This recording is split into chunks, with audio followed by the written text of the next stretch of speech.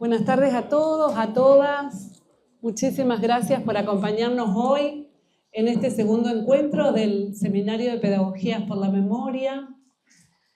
Hoy nos acompaña Juan Nobile, a quien le agradecemos un montón su presencia y su generosidad para haberse acercado hasta acá. Yo le decía recién que voy a hacer una presentación descontracturada de Juan. Bueno, nosotros estamos muy contentos por este encuentro, en donde además queremos saludar y agradecer la presencia de los estudiantes y de los profesores del Instituto número 8, Almirante Brown, del Profesorado de Historia. Muchas gracias por sumarse, por estar acá.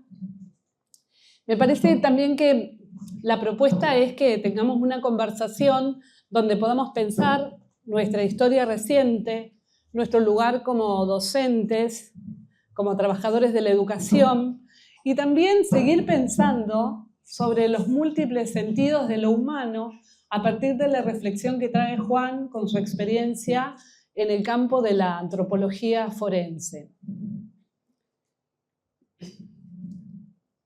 En primer lugar, entonces, bienvenido Juan, y un aplauso para él, porque realmente es un gran gusto.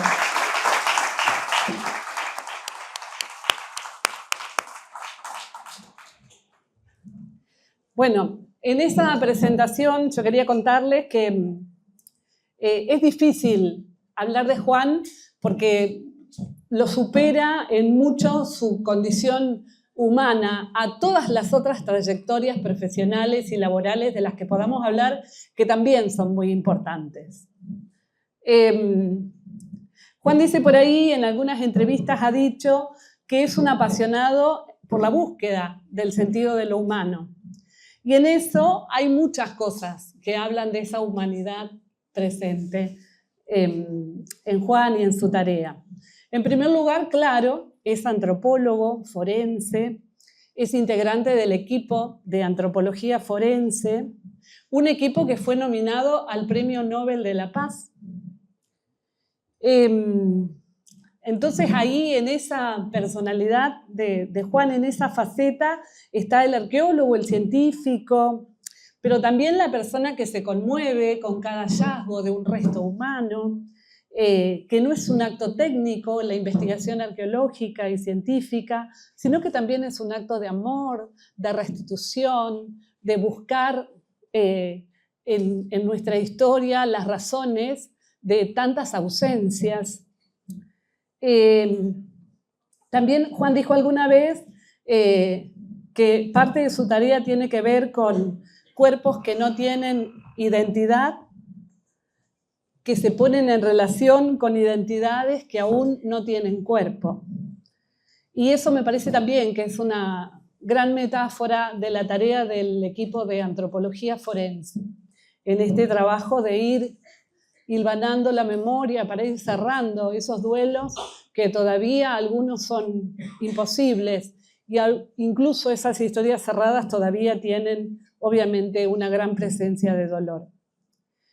Pero Juan también es un tipo que milita, que cree que este mundo se puede cambiar, que es docente, igual que muchos de nosotros acá, que sigue siendo investigador, que trabaja en la universidad pública. Justo recién hablábamos de la situación difícil de la universidad en este momento.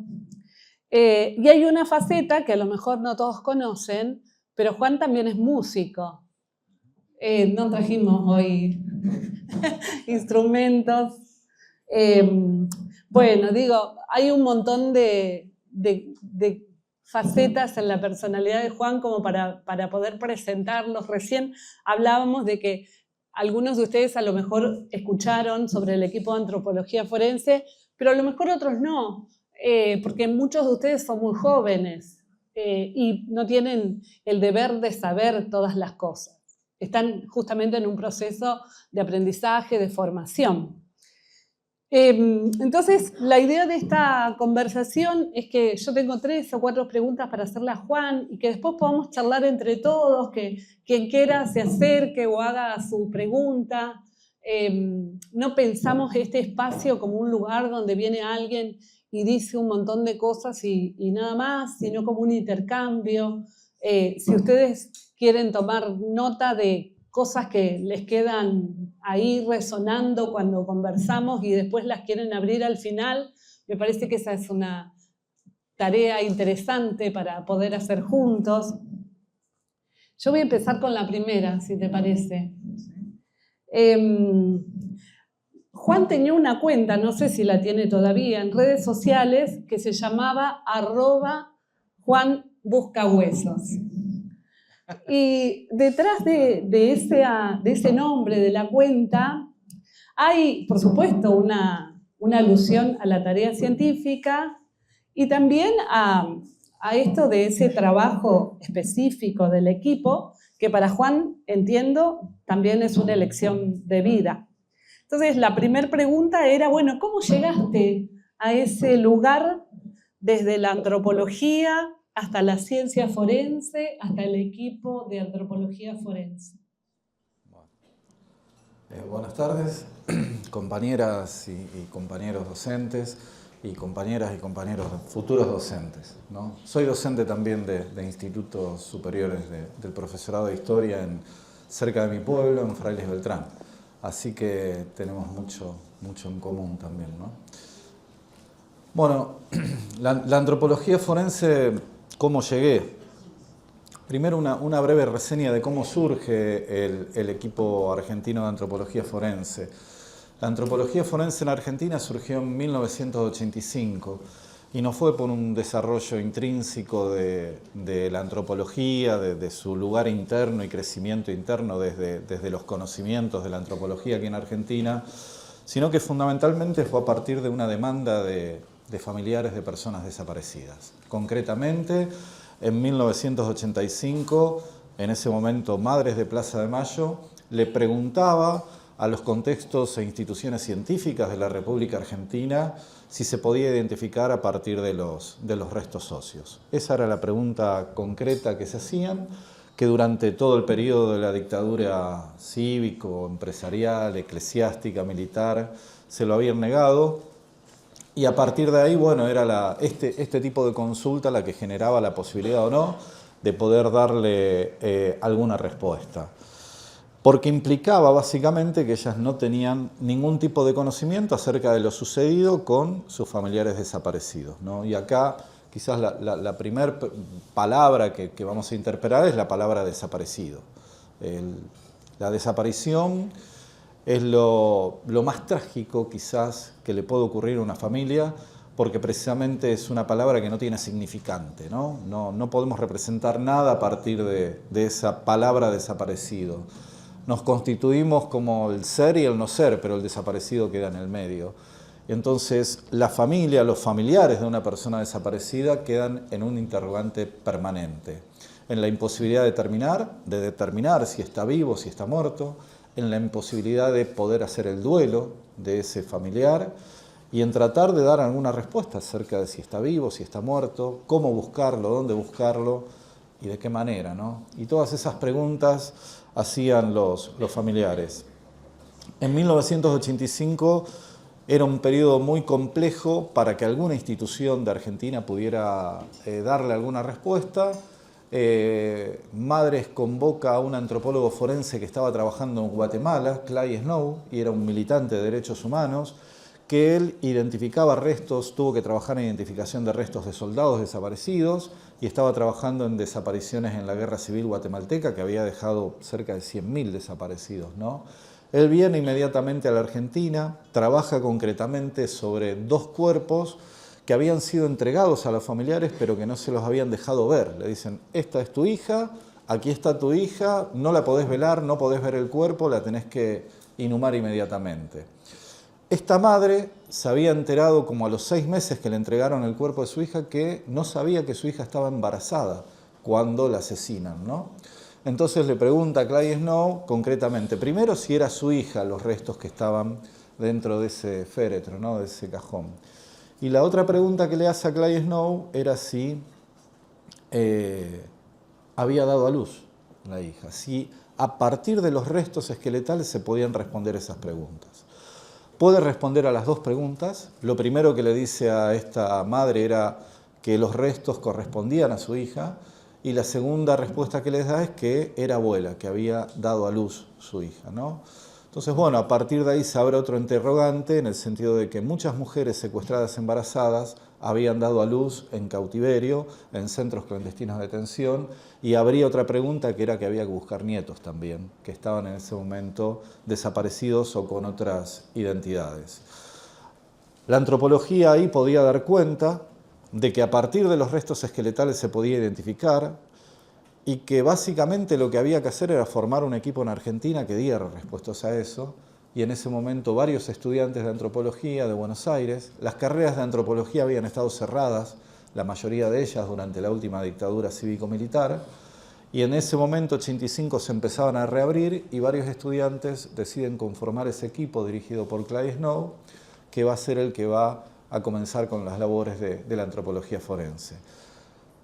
Y básicamente lo que había que establecer era partir de una hipótesis de que las desapariciones en la Argentina no habían sido azarosas o producto de algún extravío de algún comandante, sino que había sido parte de un plan sistemático, que se habían generado estrategias, se habían pensado y calculado estrategias para desaparecer personas. Bien, entonces había que tratar de poder vislumbrar la sistémica que utilizó la dictadura para desaparecer personas, que era lo que nos iba a guiar para dónde buscarlos, a los desaparecidos. Ahí se pudieron establecer tres estrategias que utiliza la última dictadura militar, que eran, la primera que utilizaron fueron los simulacros de enfrentamiento, personas que estaban detenidas en centros clandestinos de detención, eran ejecutadas, los cuerpos los dejaban en la vía pública y oficialmente se hacían partes de que en realidad se habían producido enfrentamientos entre militantes, le ponían en el diario subversivos, ¿no? Y que se habían enfrentado con las Fuerzas Armadas, que habían caído en ese enfrentamiento tantos masculinos, tantos femeninos. Esos cuerpos eran ahí burocratizados, iban a una morgue, los intervenía un juez ordenaba que se inhumasen como NN en los cementerios, ¿no? Entonces ahí teníamos ya un vínculo, ¿no? Esto de ficcionar los enfrentamientos, que era buscar incluso la legitimidad, decir, bueno, nosotros utilizamos la fuerza respondiendo a una agresión, ¿no? No matamos por matar, sino que nos enfrentamos, los otros mueren, y el juez determinaba que esos restos fuesen inhumados como NN en los cementerios más cercanos, ¿no? Ahí teníamos el primer lugar de trabajo, los cementerios para buscar víctimas del terrorismo de Estado, personas desaparecidas. A partir de ahí se hicieron relevamientos en todos los cementerios del país, que incluyeron los de la provincia de Santa Fe, y comenzamos con las exhumaciones de cuerpos NN en los cementerios que habían ingresado entre 1975 y 1983, y de estos lugares pudimos identificar cerca de 700 cuerpos de chicos y chicas desaparecidas que estaban como NN en los cementerios de distintas regiones. La otra estrategia que utilizaron fueron las inhumaciones en los mismos centros clandestinos de detención. Lugares que funcionaban generalmente dentro de lugares oficiales eran utilizados tanto como lugares de cautiverio como lugares también de ejecución y exterminio.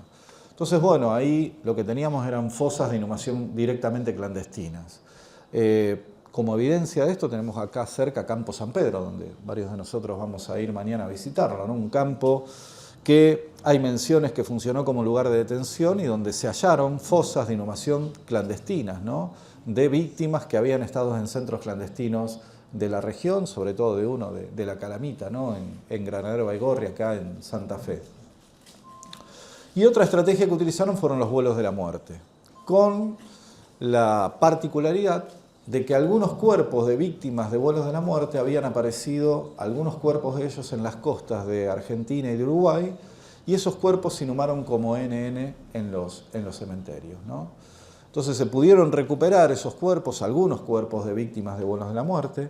El último que identificamos era de aquí, de Santa Fe, Benjamín Rossetti, que era docente de química de la Universidad Nacional del Litoral, y que había sido inhumado como NN en el cementerio de General Lavalle, había sido víctima de vuelo de la muerte, ¿no? Entonces, bueno, esos son, digamos, los lugares donde había que aplicar técnicas y métodos de la antropología y la arqueología para poder identificar. Y el antropólogo en laboratorio, a partir de un resto esqueletal, puede determinar si esos restos corresponden a un hombre o a una mujer, la determinación de sexo, puede estimar la edad, puede estimar la estatura, puede estimar también la trazabilidad de lo que causó la muerte a esa persona y también determinado tipo de características como si era zurdo, si era derecho, si practicaba algún tipo de deporte también se puede establecer. Si estaba embarazada o no. Entonces, estos elementos son los elementos que podíamos ver en el cuerpo, en cuerpos que no tenían identidad, ¿no? Esos son los cuerpos, todo el universo de datos que nos generan los restos esqueletales, cuerpos que no tienen identidad. Podemos decir, este cuerpo corresponde a un femenino de aproximadamente entre 22 y 24 años, que medía entre 1,75 m, 1,80 m, estoy dando ejemplos así, que quizás, que de joven se fracturó el brazo derecho, que posiblemente practicaba algún deporte que implicaba el desarrollo de los miembros inferiores, que era derecho o zurdo, si tenía alguna patología, alguna enfermedad, si tenía alguna prótesis, sobre todo prótesis dentales. Todo eso son la base de datos que empezábamos a generar a partir de los hallazgos de restos. Y estos cuerpos sin identidad lo teníamos que vincular con las identidades que no tienen cuerpo. ¿Y de dónde construimos el universo de datos de las identidades que no tienen cuerpo? De los datos que nos daban los familiares, ¿no? El familiar, la madre, el padre de estos chicos y chicas desaparecidos nos decía, mira, mi hija, mi hijo desapareció, tenía 20 años, medía 1,75 m, practicaba tal deporte, a los 10 años se fracturó el brazo derecho, tenía 2 prótesis dentales en tal y en tal lado, nos brindaban toda esa información y esas identidades que no tenían cuerpo empezamos a vincularlas con los cuerpos que no tenían identidad. Y por último, en el siglo XXI apareció otro adelanto científico que nos llenó de posibilidades de identificación más masivas, que es el ADN, ¿no? Y el ADN nos permitió generar un banco de datos genéticos que fundamentalmente nos permitía hacer un banco con elementos genéticos de los familiares, sangre o saliva, ¿no? Y esos datos genéticos vincularlos con los datos genéticos que podíamos extraer de los restos óseos, de los restos que íbamos encontrando. Y cuando todo eso coincidía, la historia de vida que nos brindaba el familiar, con las características de su familiar desaparecido, coincidía con el cuerpo que estábamos trabajando y por último coincidía el ADN, ahí teníamos una identificación y esta posibilidad de que ese familiar empezara a cerrar esa historia. Ya con una identificación para el familiar deja de ser un interrogante permanente para ser una certeza y de esa manera poder elaborar el duelo. Ningún familiar, hasta que no tiene el cuerpo y la certeza de que esos restos corresponden al familiar, lo dan por muerto. Hasta que no se tiene esa certeza no se puede elaborar el duelo y el duelo requiere también tener los restos, tener la verdad y tener un lugar donde ir a hacer todos los rituales que nosotros hacemos de acuerdo a nuestras tradiciones culturales con nuestros difuntos. Eso es universal y lo tenemos, ¿no es cierto?, que hacer.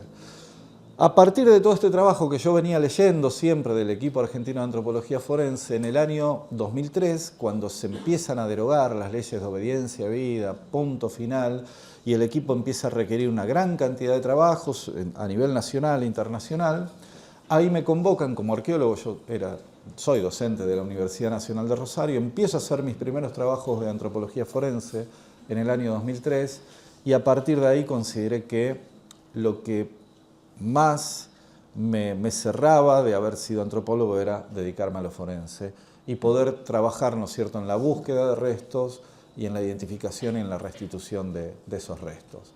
Así que básicamente con eso yo cumplía con 2 elementos fundantes de la antropología forense en la Argentina. Uno tiene que ver con la tarea humanitaria. Identificar y restituir es una tarea humanitaria, fundamentalmente humanitaria, porque para todos los familiares es un derrotero tremendo el hecho de la incertidumbre, no saber, y la palabra desaparecido es lo más terrible que le puede pasar a una familia. poder cerrar con esa palabra y decirle aquí está, su familiar estaba acá inhumado y acá están sus restos, es muy aliviador para todos los familiares, por eso es humanitario. Y también, paralelamente, el otro fundamento es, con criterios científicos, poder aportar a la justicia. ¿Bien? Entonces, aportar a la justicia en todo lo que tiene que ver con los juicios por delitos de lesa humanidad.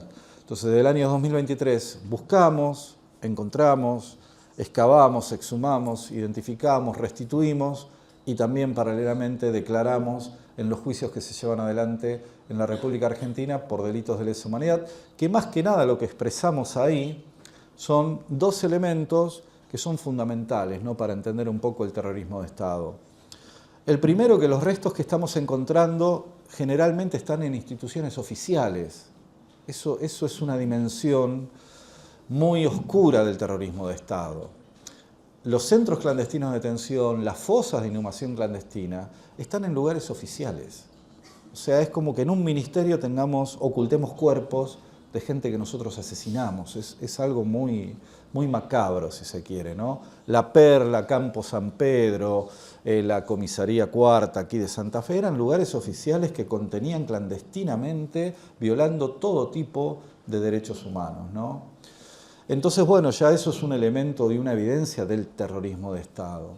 Y por otro lado también los análisis de los cuerpos, los que nos permiten observar que todas esas publicaciones en los diarios, en los periódicos, si ustedes agarran los archivos de los diarios locales entre 1975 hasta 1978 fundamentalmente, van a ver en todos ellos enfrentamientos, publicaciones de enfrentamientos, ¿no?, en los titulares, en las planas de esos diarios, de esos periódicos.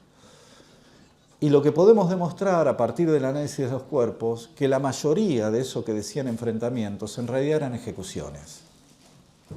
Y ese es otro criterio que es fundamental también para neutralizar dos cosas.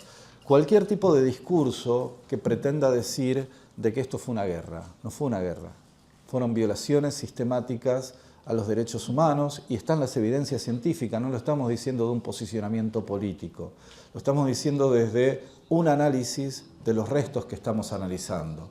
La mayoría de estos cuerpos tenían impactos de proyectiles de armas de fuego de atrás hacia adelante, de arriba hacia abajo, de muy corta distancia, de distintos calibres. ¿Bien? Entonces eso es una dimensión que es muy fuerte y muy importante, ¿no? Porque eso, de alguna manera, cualquier tipo de discurso que hable de guerra, realmente, bueno, queda neutralizado por este tipo de evidencias que están en todos los tribunales de cada una de las regiones donde se llevan adelante, ¿no es cierto?, todos estos juicios.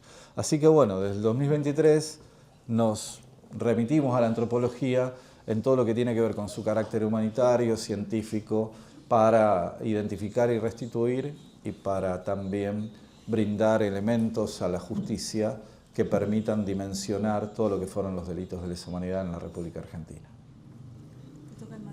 Ah, bueno. Yo no te quería interrumpir, pero esa historia de Clay Snow y esa madre tiene nombre y tiene apellido y tiene desenlace también. Capaz que lo podrías contar. Sí, el nombre de la primer madre, hay una de las prácticas de la dictadura, era que a veces llegaban durante 1976, se comunicaban con una familia y decían, mire, acá tenemos el cuerpo de su hija que se enfrentó con las fuerzas policiales y murió en el enfrentamiento. Acá le entregamos el cuerpo, usted a cajón cerrado, no lo puede velar y lo tiene que inhumar inmediatamente, llevarlo al cementerio. No lo podían ni ver al cuerpo, ¿no? Entonces, bueno, eso quedaba obviamente como una pregunta que hacía desconfiar si realmente era el cuerpo o no, te quedaba permanentemente el criterio y la duda, ¿no? Y esta madre, cuando su hija desaparece, a los 6 meses le vienen con esta noticia, le vienen con el cuerpo, y después, posteriormente a que ella tenía el cuerpo, viene un compañero de la hija de militancia y le pregunta, ¿y el nene? ¿El nene de Laura? y ella no sabía que su hija estaba embarazada. Bien, la historia es que Clay Snow analiza el cuerpo de Laura Carlotto, la hija de Estela de Carlotto, que ahí le dice, es tu hija y dio a luz, entonces tenés un nieto. Bueno, y hace unos 7, 8 años encuentra a ese nieto que había nacido hijo de Laura, ¿no? Que nació en cautiverio. Bien. O sea, esa madre era Estela de Carlotto. A partir de ahí se funda también Abuelas de Plaza de Mayo, porque fue otra práctica de la dictadura el apropiarse de los bebés nacidos en cautiverio. Exactamente.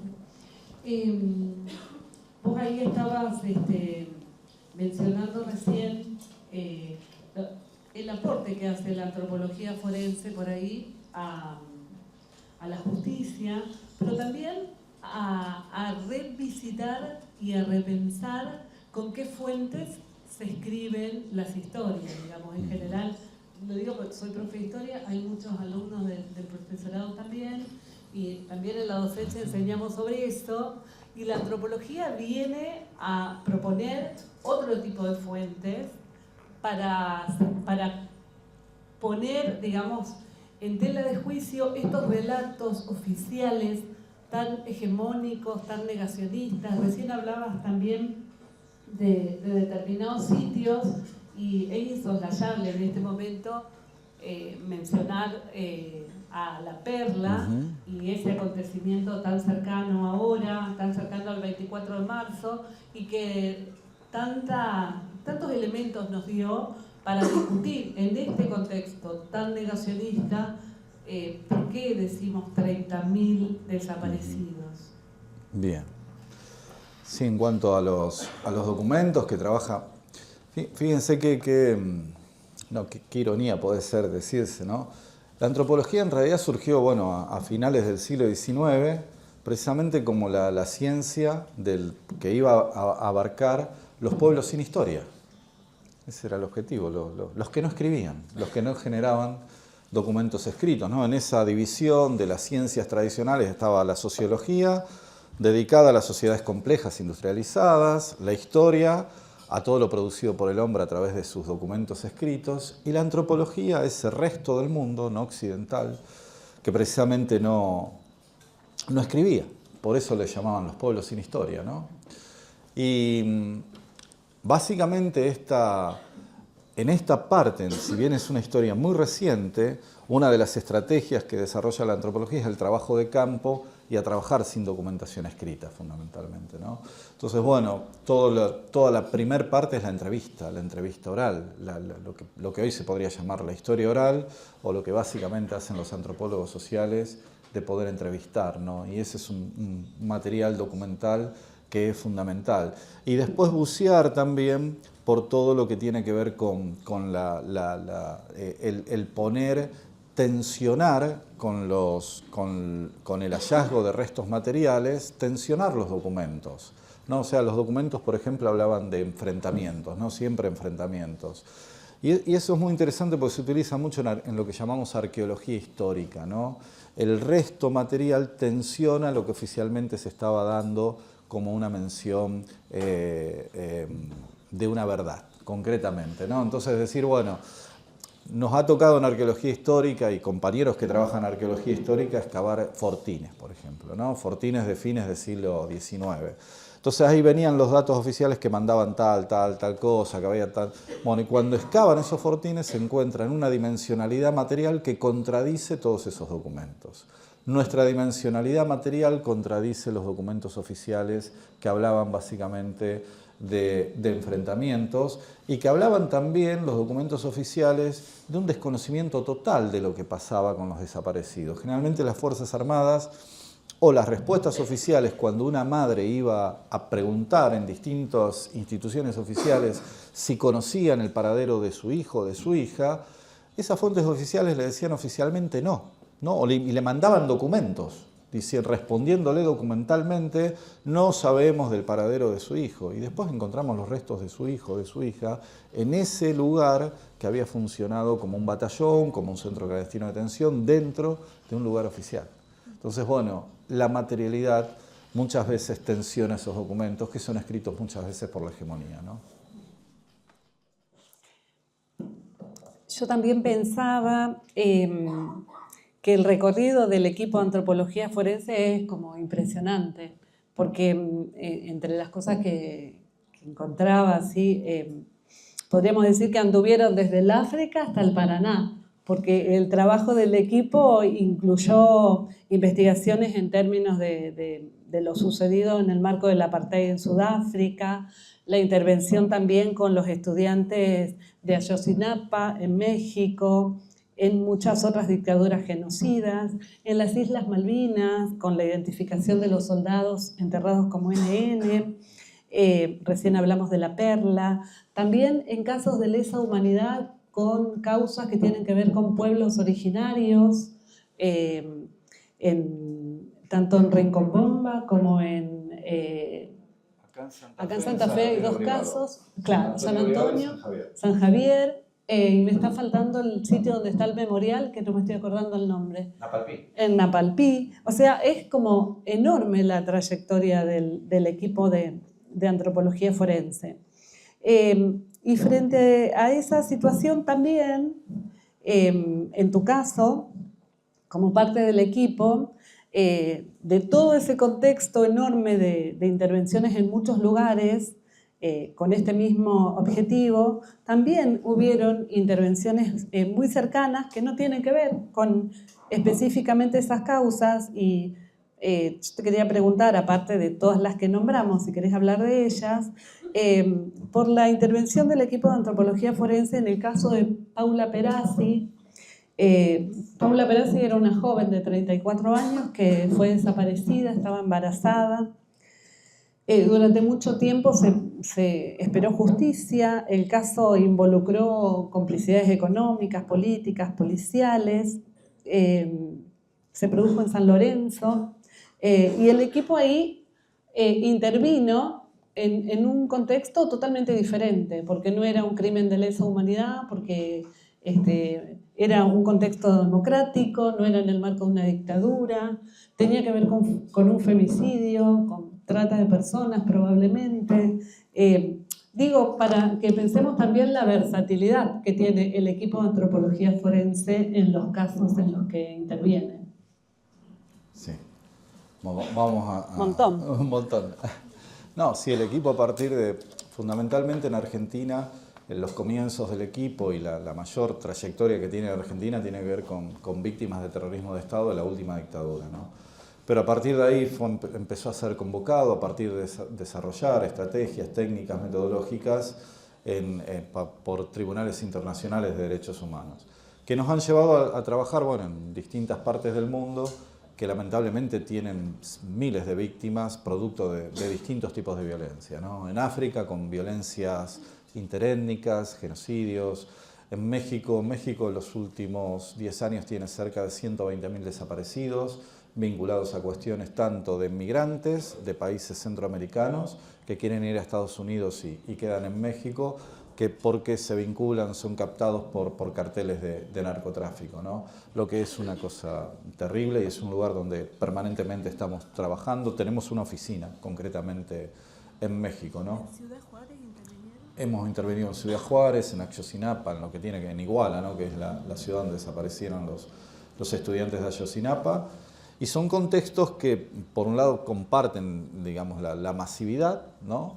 Pero que fundamentalmente también aplicamos las mismas estrategias. En México, todo lo que tiene que ver con víctimas, tenemos todavía un proyecto que se llama Fronteras, que era para identificar migrantes que son de Honduras, de El Salvador, de Guatemala, que quieren ir a Estados Unidos, tienen que pasar por México. A exigencia de Estados Unidos, México les pide visa para entrar a México y ahí desaparecen. Entonces, lo que se empezó a generar era tomar el ejemplo argentino de conformar asociaciones de madres de migrantes desaparecidos, ¿no? Entonces, también con esas madres, lo que se hace es generar bancos genéticos y después excavar las fosas que son algo atroz por la dimensionalidad que tienen, ¿no? Y después acá en Argentina también abordamos, y bajo este criterio, ¿no? y esta palabra central que es la palabra desaparecido, ¿no? Malvinas. Malvinas fue un contexto muy especial, pero que guardaba también... Primero, Malvinas fue parte de la dictadura también, la guerra del 82, no la podemos separar. Fue parte, y tanto el desempeño como las víctimas incluso de torturas y de delitos de lesa humanidad en Malvinas también eran una continuidad de lo que era la dictadura. Pero había dejado un saldo en el cual también se vinculaba esta idea de no poder generar el duelo, ¿no? Esto es, después de cada combate en Malvinas, lo que se hacía era una fosa común donde se inhumaban los caídos argentinos y los caídos ingleses. Duraba el conflicto, entonces no podían hacer un cementerio. Cuando termina el conflicto, se decide hacer un cementerio, que es el cementerio que está en todas las fotos, el cementerio de Darwin, ¿no? Un coronel inglés, Geoffrey Cardoso, lo que hace es exhumar todas las fosas comunes de soldados argentinos, organiza un cementerio muy prolijo, donde hace tumbas individuales con una cruz para cada uno de los cuerpos, y empieza a inhumar a cada uno de los soldados argentinos. Se encuentra con que 123 cuerpos no les podía dar identidad. No había manera, no tenían la medalla, el estado que habían quedado los cuerpos, no los podía identificar. Entonces lo que hace Cardoso es ponerle una placa que decía soldado argentino solo conocido por Dios. Bueno, a partir de 1992, por un convenio entre Argentina y Gran Bretaña, permiten los viajes de familiares de soldados caídos en Malvinas al cementerio de Darwin, ¿no? Y bueno, varios familiares iban y se encontraban que no le podían dejar flores a su hijo, a su marido, a su hermano, porque no dejaba las flores en general, porque no encontraba la tumba concretamente. Entonces, a partir del año 2008, tanto agrupaciones de excombatientes como familiares empiezan a reclamar la posibilidad de que se identifiquen esas 123 tumbas para que se le pusiese el nombre y apellido a cada una de ellas. Y a partir de ahí, bueno, hay un trabajo de las cancillerías con la Cruz Roja Internacional que, bueno, nos designa para que hagamos el trabajo de identificación de esas 123 tumbas. Entonces, lo primero que teníamos que hacer era también todas las entrevistas a los familiares de esos soldados. La mayor cantidad de esos soldados era de acá del nordeste, no eran del norte de Santa Fe, de Entre Ríos y sobre todo de Corrientes, de la zona de Mercedes, mayor cantidad de caídos en Malvinas. Y hablábamos con los familiares que nos daban las características, ¿no?, del cuerpo y a su vez nos dejaban una muestra genética. Y también aparecía esta figura, yo sé lo que pasó, a mí me dijeron que mi hijo murió en la guerra, pero yo no vi el cuerpo. Entonces sigo pensando o teniendo la idea de que por ahí enloqueció, que por ahí puede estar en un loquero en Inglaterra. Yo tengo que ver la tumba de mi hijo, porque si no, no puedo asumir todavía que mi hijo esté fallecido, decía. O sea, esta cuestión también salía, ¿no? Entonces, bueno, hoy se hizo el trabajo tanto de la toma de muestras, se fue a Darwin, se tomaron muestras de cada uno de los soldados que no tenían identidad, se pudieron identificar todos. Los 123, hay varios documentales incluso que salen de las identificaciones en Malvinas, donde, bueno, hoy van las madres a la tumba de su familiar desaparecido, ¿no? Pero y tiene que ver también con esto de la guerra y de que ponían que fue una guerra y esto, ¿no? Cuando al coronel inglés se le pregunta por qué hizo un cementerio tan prolijo con soldados que en definitiva, para los soldados argentinos, que en definitiva habían matado a camaradas de él. Y él responde muy tranquilamente, con una respuesta de carácter universal. Él dice, yo hice un cementerio ordenado y poniéndole el nombre y apellido, porque si a mí me hubiese pasado lo mismo, mi madre hubiera querido saber dónde estaba mi cuerpo. Sencillamente por eso, ¿no? O sea, fíjense que la dimensión de una guerra, el enemigo respeta eso, respeta el hecho de inhumar con un ritual y con un respeto a los caídos. Y eso es lo que borra la dimensión de la guerra de la dictadura también. No puede dar esa dimensión de guerra. Fue sistemáticamente violaciones a los derechos humanos.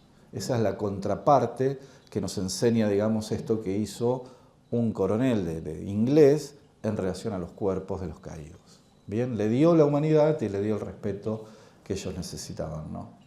Y después al tema de empezar a agregar otros campos de acción en la antropología forense, Los pueblos originarios también fueron víctimas de delitos de lesa humanidad, porque fueron víctimas de las Fuerzas Armadas que en distintos momentos históricos, 1887 estamos investigando una masacre que hubo aquí en el norte de Santa Fe, en San Antonio de Obligado. Fue una masacre producida por militares, era una reducción de indígenas Mocoy, que estaba a cargo de un sacerdote franciscano. El ejército argentino estaba de alguna manera conquistando el Desierto Verde. Quien estaba a cargo de las divisiones que iban ocupando territorio en el nordeste era un señor primo hermano de Julio Argentino Roca, que era Rudecindo Roca, ¿bien? Y oficialmente, desde su asiento en Posadas, él mandaba pedir a la reducción de San Antonio de Obligado, mandaba pedir documentalmente, mandaba cartas, notas al sacerdote que le entregase niñas indígenas para servidumbre y divertimento de los soldados, ¿no? Entonces llegaban los soldados y tenían que llevarse niñas indígenas para servidumbre y divertimento. En una de esas idas por parte de algunos soldados se produce un enfrentamiento, mueren 2 soldados y después, como ejemplificación, el ejército manda a fusilar a 10 personas de la reducción por cada uno de los soldados muertos, ejecuta a 20 integrantes de la comunidad Mocoy en el centro de la reducción de San Antonio de Obligado, ¿no? Esto fue tomado por el Tribunal de Reconquista, por el Juzgado Federal de Reconquista, como delito de lesa humanidad, al igual que en Napalpí de 1924, al igual que está tomando las masacres de San Javier, acá en el norte de Santa Fe también. Y también se han tomado los fusilamientos de obreros en lo que se llama la Patagonia Rebelde, que también estamos investigando. Entonces hemos incorporado esa dimensionalidad. ¿Qué tiene? Y después voy al tema de los casos de democracia. Una que tiene un hilo conductor. Hay un autor que se llama Hugo Trincheros, que escribió un texto muy interesante, si los futuros profes de historia lo quieren leer, que se llama Las masacres del olvido, donde él dice: el Estado-Nación argentino se fundó sobre un genocidio, sobre una idea genocida, ¿no? Y el hecho está en cómo legitimaban la violencia sobre los pueblos originarios. Y legitimaban la violencia constituyéndolos como enemigos del pueblo. ¿Bien? Entonces, esta idea del enfrentamiento, que vemos muy claramente en la dictadura, ya la habían implementado sobre las masacres de los pueblos originarios.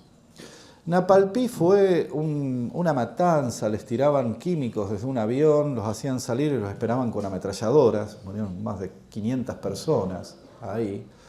Y el diario al otro día, La Voz del Chaco, publicó en primera plana, luego de un nutrido enfrentamiento entre originarios, al fin el ejército, la Policía Nacional se llamaba, que no era gendarmería, ¿no?, pudo pacificar los levantamientos de los indígenas. O sea, estaba diciendo esta idea: nosotros no generamos violencia, sino que respondemos, porque eso es lo que le da legitimidad a la violencia, ¿no? Por eso esta idea de que respondían a enfrentamientos. Siempre esa idea, ¿no? Y en realidad eran masacres. No respondían a enfrentamientos, eran ejecuciones, como en la dictadura, ¿no? No eran enfrentamientos, eran ejecuciones.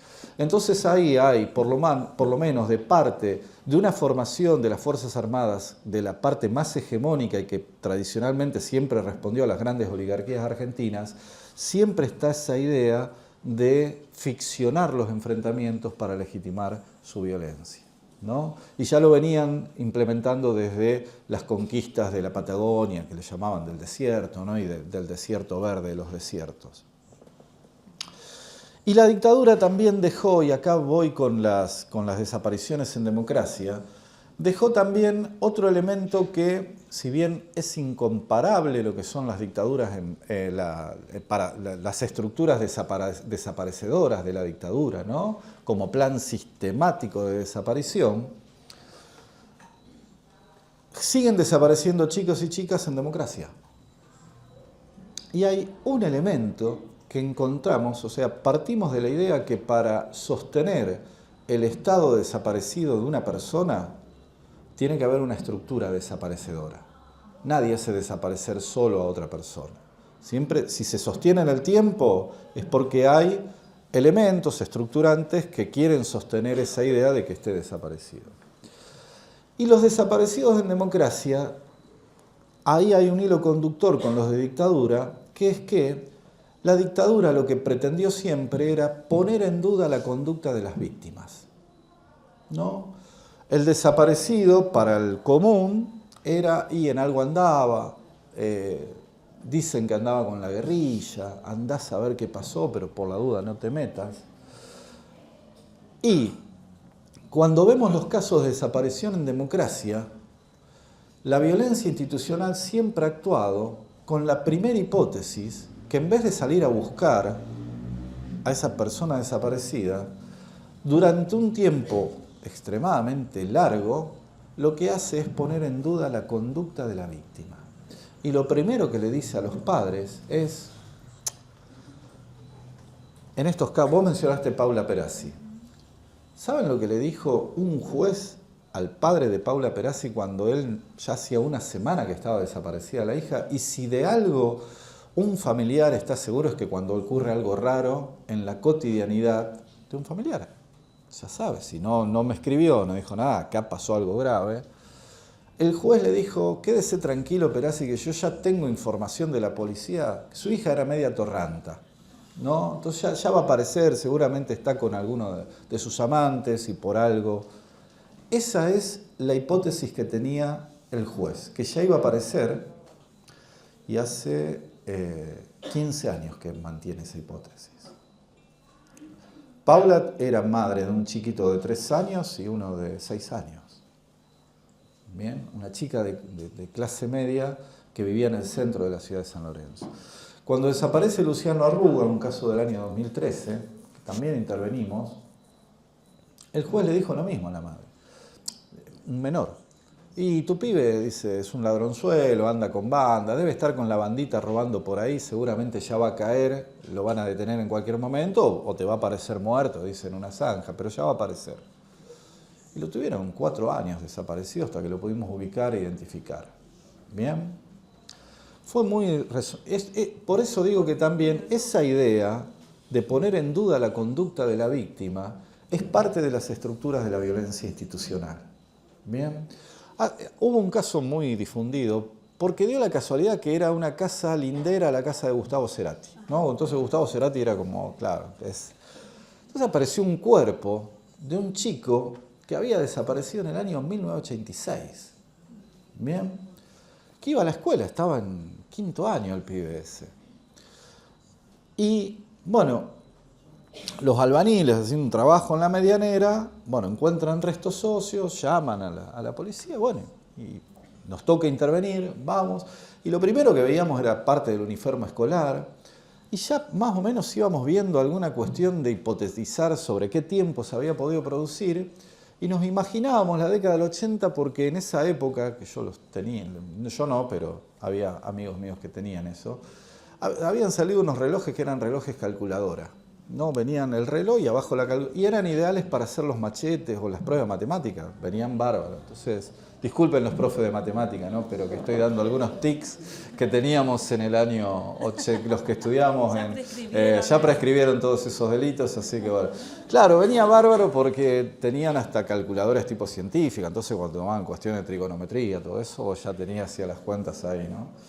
Y este pibe tenía uno de esos relojes y tenía parte del uniforme escolar.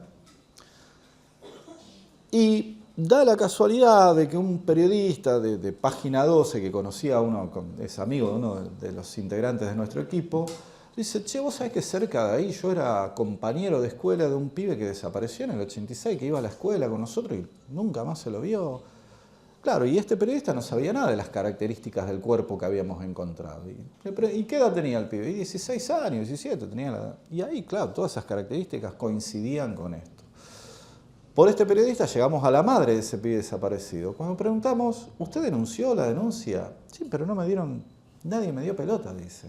Yo fui a denunciar que mi hijo había desaparecido y lo único que me dijeron, que mi hijo se había hecho la chupina y que se había ido con alguna noviecita.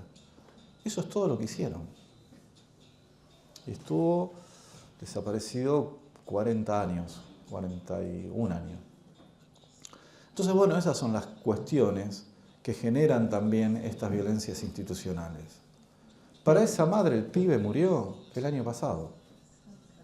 pibe murió el año pasado cuando le dimos el cuerpo. Pero siempre estuvo con la incertidumbre. Y cada uno de los casos de desaparición en democracia tienen esa cuestión que genera herencia de la dictadura, que hay conductas que justifican que desaparezcas. Una chica mochilera, como María Cash, puede desaparecer porque ¿cómo va a andar de mochilera una chica? Un pibe blanco, de clase media, que está cortando ruta con los mapuches, puede desaparecer.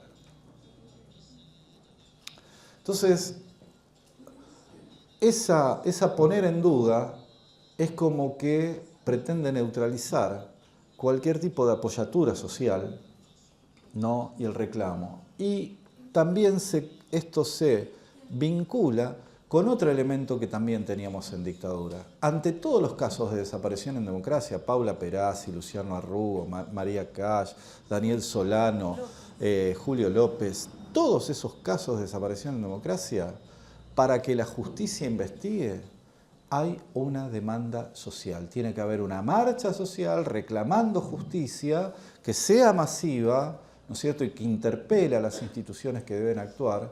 Y ese es otro elemento que también se da y que nos vincula con la dictadura. Y son elementos que lamentablemente son heredados también con parte de esa terrible dictadura cívico-militar que tuvimos. Otro elemento más que se le puede sumar a eso es que en la mayoría de estos casos, lamentablemente, también están vinculados las fuerzas de seguridad en esas desapariciones.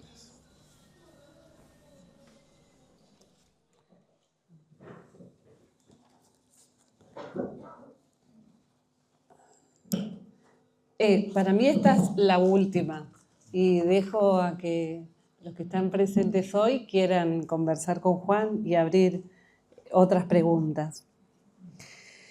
Vos hoy al principio dijiste que una de las estrategias desaparecedoras fueron los vuelos de la muerte. Y en general, bueno, hace muy poco salió un documental que se llamó Traslados, que después, quien quiera, vamos a hacer una jornada para poder verlo y debatirlo. Pero bueno, tenemos muy presentes las desapariciones y los vuelos de la muerte en el Río de la Plata. Pero yo también diría que, así como la memoria insiste de muchas maneras y en muchos lugares, como lo vimos en La Perla, en Campo San Pedro y en tantos otros lugares más, también en nuestros ríos de acá del litoral hay una memoria del agua o en el agua. Y por eso te quería preguntar también, bueno, ¿cómo son esos trabajos en nuestro río Paraná sobre estos vuelos de la muerte o sobre los desaparecidos que aparecen, estos aparecidos? ¿Y qué desafíos científicos tiene particularmente ese entorno natural como el del monte, por ejemplo, en Campo San Pedro? ¿Qué particularidades específicas del trabajo arqueológico convoca para seguir aportando a esta memoria histórica que tanto necesitamos? Sí, el río Paraná y tanto en el Paraná, en el Alto Paraná como en Paraná Medio y Paraná Inferior y Delta, durante el periodo 1975-1983 aparecieron muchos cuerpos. Entonces flotando, ¿no? Y significa básicamente que también fue utilizado con esta idea de ser un lugar de arrojar cuerpos para desaparecerlos, ¿no? Entonces tenemos varias. Hay un caso, por ejemplo, muy conocido, es Margarita Belén, una masacre en Resistencia, cerca de Resistencia. Personas que estaban detenidas de Resistencia iban a ser trasladadas a un penal en Formosa, y en la mitad de camino son ejecutados, ¿no? Por determinado tipo de cuestiones, y varios cuerpos se tiraron al río. Y las corrientes los llevaron a que varios de esos cuerpos los pudiésemos hallar en el cementerio que estaba enfrente, empedrado, ¿no? Eran hallados por pescadores y eran levantados y se informaba a prefectura del hallazgo de esos cuerpos, y eran inhumados también como NN en los cementerios más cercanos. O sea que hubo también una metodología de arrojar cuerpos al río también para hacerlos desaparecer. Y a lo largo del Paraná tenemos varios hallazgos de cuerpos en el río que estaban atados, que también algunos tenían evidencia de haber sido cementados y que después, cuando salían a flote, los eran inhumados como NN en los cementerios más cercanos. Después, algunos no tenemos tanta evidencia de que eran arrojados desde un avión, sino que eran más que nada, podrían haber sido trasladados desde algún barco, de alguna embarcación pequeña, incluso también vinculada a algún centro clandestino de detención. Y en ese sentido, nosotros en Santa Fe tenemos un número de cerca de 700 desaparecidos en toda la provincia de Santa Fe, los cuales tenemos identificados 70, 75 al día de hoy, ¿no? Entonces, bueno, nos quedan muchos cuerpos por hallar y una de las hipótesis es que precisamente varios pudieron ser víctimas de esta utilización, ¿no es cierto?, del río. Y después, víctimas de vuelo, solamente vamos a acceder y hemos podido acceder a los cuerpos que fueron hallados en las costas de Argentina y de Uruguay, que fueron inhumados después como NN. Los que no pudieron ser localizados en estas costas, no vamos a tener ninguna otra posibilidad ya de recuperarlos. Y después los campos como los centros clandestinos de detención. La Perla tiene cerca de 500 hectáreas. Es muy difícil hallar fosas de inhumación clandestina en lugares de 500 hectáreas porque las fosas tienen 3 metros por 3 metros, cuanto mucho, ¿no? Y al igual que San Pedro tenía 900 hectáreas para prospectar. Y en estas 900 hectáreas teníamos muy pocos datos, era monte, parte de laguna, pero aparte de eso también tenía la complejidad Campo San Pedro de que había sido un campo de entrenamiento militar. O sea, tenía mucha dinámica de acción permanente, ¿no? de fuerzas militares.